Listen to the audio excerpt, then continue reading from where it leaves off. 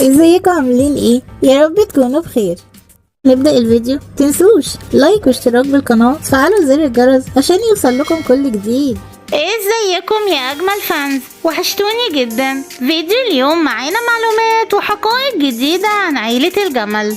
هنعرف فيه ايه هي المناسبة الجديدة في العيلة او المفاجأة اللي ايه احلى اتكلمت عنها، وكمان هنعرف خبر مفرح عن ندى مراد برنس مصر، وكمان ظهور الحاجة هند وسبب غيابها، واخيرا فلوج جديد لبيبي أصالة. هنعرف ليه كانت أصالة مختفية طول الفترة دي، وكمان درع المليون لأمنية القوة وآية أحلى. فيديو اليوم حلو جدا وكله معلومات تهم كل الفانز، بس كملوا.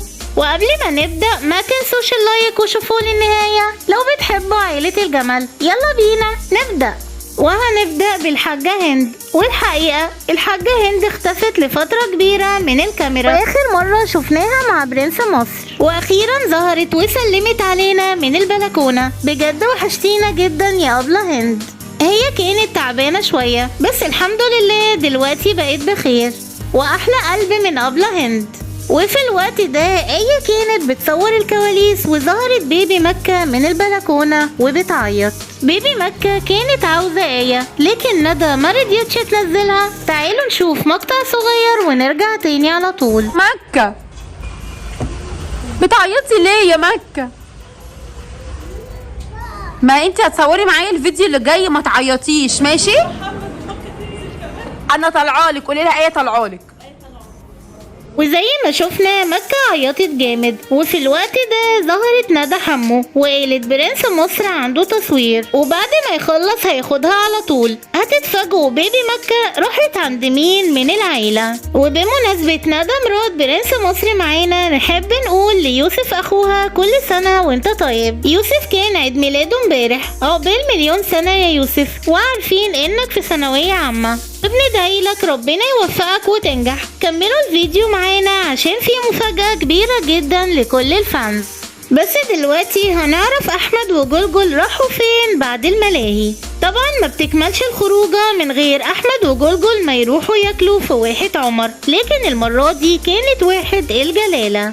وبعد يوم طويل في الألعاب راحوا عشان يتعشوا هناك، وجلجل كانت جعانة جدا. ملحوظة مهمة لكل الفانز قالوا في الفيديو اللي فات اننا بنطبل لمستر احمد لاننا قلنا انه بيحاول ما يفرقش بين بناته وبيحبهم جدا، بس زعلنا انه ملعبش مع حياة وكمل لعبه مع فيروز.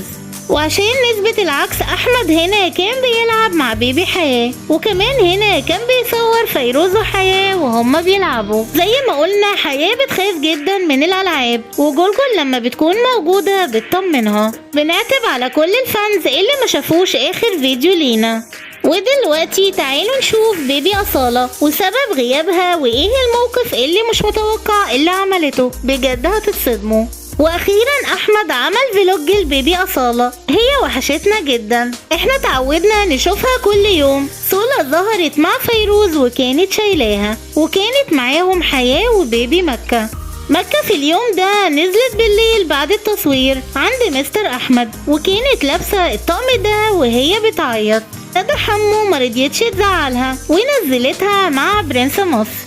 المهم ان بيبي حياة كانت لابسة تاج وقالت اسمها كليوباترا. احمد سأل كوكي اسمك ايه؟ قالت له كاكا. ما تقصدش تقول كده، هي قصدها تقول زي حياة، بس حياة قالت ان مكة اسمها سندريلا وده الاسم الجديد لبيبي مكة. عيلوا بقى للضحك كله. حصل حاجة مش متوقعة من بيبي أصالة. الأميرة فيروز اتخضت جدا وكمان حياة، وهو صولة رجعت فجأة وده لأنها لسه واخدة اللبن بتاعها. حياة كانت قرفانة قوي. ملحوظة مهمة، سبب غياب صولة لأن شعرها ابتدى يروح، ده طبيعي جدا وهيطلع لها شعر تاني أحلى منه. برضو هي زي القمر، ربنا يحميها هي واخواتها. دلوقتي واخيرا تعالوا نروح للمفاجأة المنتظرة من العيلة. وقبل ما نروح للمفاجأة هنعرف أمنية القوة جالها درع المليون ولا لأ. قلنا أكتر من مرة إن أمنية جالها الدرع، ومش أمنية بس، كمان آية أحلى جالها درع المليون الذهب. وبمناسبة الحفلة أكيد كل الفانز عرف إن في مناسبة جديدة ومفاجأة جاية قريبا جدا في العيلة. آية آية أحلى هنا كانت بتختار فستان من الفساتين دي عشان تحضر بيه مناسبة في العيلة. تفتكروا المناسبة دي هتكون حفلة جنس المولود لندى مراد برنس مصر، ولا حفلة درع المليون لآية أحلى وأمنية القوة، أو عيد ميلاد أمنية القوة وسندريلا غزل؟ احنا بنقول انها حفلة درع المليون لآية أحلى، واحتمال تلبس الفستان الزيتي. لكن عاوزين كل فانز برنس مصر يشاركونا في التعليقات ويخمنوا ايه هي المناسبة الجديدة في العيلة. اللي هيجاوب صح هنقول اسمه في الفيديو المفاجأة ان شاء الله. استنوا مفاجآت جاية كتير من احلى عيلة، عيلة الجمل. وكده نكون وصلنا لاخر الفيديو، بس ما انتهى سؤال الفانز في الفيديو. عاوزين كل الفانز يخمنوا ايه هي المفاجأة اللي آية جابت لها فستان. بنتمنى من كل الفانز يشوف الفيديو اللي فات، احنا تعبنا جدا فيه، بس بنتمنى تقدروا تعبنا وما تنسوش اللايك، وعاوزين تشاركوا الفيديو في كل مكان. تؤدها يا اجمل جيش. وهنا وصلنا للنهاية، ما تنسوناش في اللايك والاشتراك وتفعيل زر الجرس عشان يوصل لكم كل جديد. اشوفكم الفيديو الجاي، بحبكم جدا، مع السلامة.